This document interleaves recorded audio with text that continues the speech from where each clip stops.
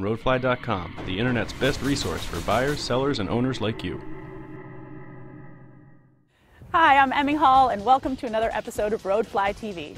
This week, I've got an underdog of a car that is quickly scrapping its way up to the top. I'm talking about the Hyundai Elantra GLS. It's been redesigned for 2011, and it's quickly becoming the industry's go-to model for compact car efficiency combined with mid-size car comforts. Last year's model was pretty boxy. Not so with the 2011. In fact, it's taken its cue from the Sonata, giving Hyundai a consistent design feel across its economy and sedan offerings. You've got a lot of curvy lines here, especially in the rear fender area, extending up to the wraparound taillights. The 2011 has an increased wheelbase and a lower height than last year, which give the Elantra a sporty and low profile. That, combined with all the fluid line, equals an exterior that looks much more expensive than a car that starts at just under $15,000. Now the interior is also looking very good as well. Again, something that belies the fact that this is at its heart an economy car. Our model comes equipped with Bluetooth connectivity, cruise control, satellite radio, as well as your cruise and audio controls mounted here on the steering wheel. Also available is an in-dash navigation system, a backup camera, as well as heated leather seats, both front and rear. However, they did not come on our test model. Now the seating here in the front and in the back is so roomy that the EPA designates the Hyundai Elantra as a mid-size car. Seating in the front and back is so roomy that the EPA designates the Elantra as a mid-size car. However, I will say that any of your tall friends are definitely going to want to ride shotgun, because if you're anywhere over about 5'10" or so, this coupe styling will definitely interfere with your headroom and just get all up in your grill. Now our trunk space is about 14.8 cubic feet, and these rear seats will fold down. So I'm giving it a trademarked laundry basket rating of 2 with a lot of room left over, or with these rear seats folded down, 6. Now when it comes to power, the Elantra is certainly not going to push you back into your seats until you holler, "Stop the ride, I want to get off!" I mean, this is a commuting car. It's not an enthusiast car, and that's okay. This 1.8-liter 16-valve engine produces 148 horsepower and 131 pound-feet of torque. The 0 to 60 is 8.7 seconds, but that matches the Honda Civic, and it's actually faster than the Toyota Corolla.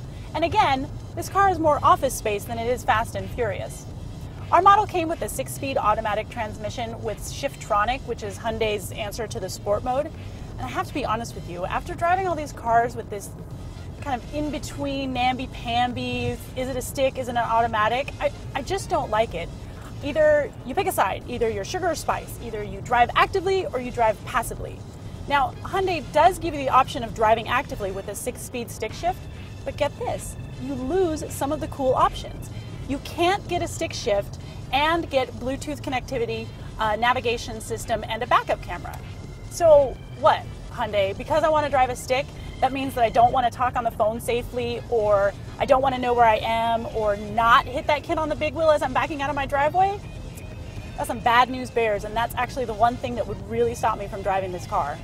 One of this car's best selling points is its fuel rating. Now, a few things pulled together in order to make that happen. The Elantra's got an all-new electric power steering. It's got low rolling resistance tires, a curbed weight of about 2,700 pounds, and a lower coefficient of drag than last year. So you add all those up together and you've got an EPA rating of 29 in the city and 40 out on the highway. So when you compare that to the Civic's city rating of 26 and 34 on the highway, and the Mazda 3's rating of 25 in the city and 33 on the highway, and this car is looking better and better. And if that fuel rating wasn't enough, how about a nice, smiley, happy face grill to brighten up your day and the day of the person in front of you while you're sitting in traffic? I found the electronic power steering to be a little heavy, yet still responsive. The car handles fairly crisply through the turns with little body roll, and the ride is stiff, but it's by far not uncomfortable. The engine does make a fair amount of noise in the higher revs. It's kind of like it's saying, "I can't do it, Captain. I don't have the power." That is the worst Scottish accent on the face of the planet. My apologies to all kilt-wearing folks out there. The 2011 Hyundai Elantra GLS comes with America's best warranty, a 5-year 60,000 miles for the vehicle and 10-year 100,000 miles on the powertrain.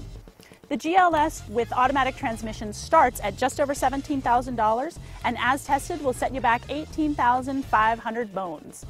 Now, I want you to forget everything that you thought you knew about Hyundai. In fact, this is a true story. I went to prom in an Elantra. Hey Jeff, was shaken. And that happened many more years ago than I care to admit. And I can't help but wonder, what would my life be like now if I'd gone in a Hyundai of today? That's it. Thank you so much for watching. I'm Emmy Hall, and I love to hear from you. You can join our Roadfly community by subscribing to our YouTube channel and leaving your comments. You can like me on Facebook, and you can view the window sticker for the 2011 Hyundai Elantra over there on roadfly.com. Thanks for watching.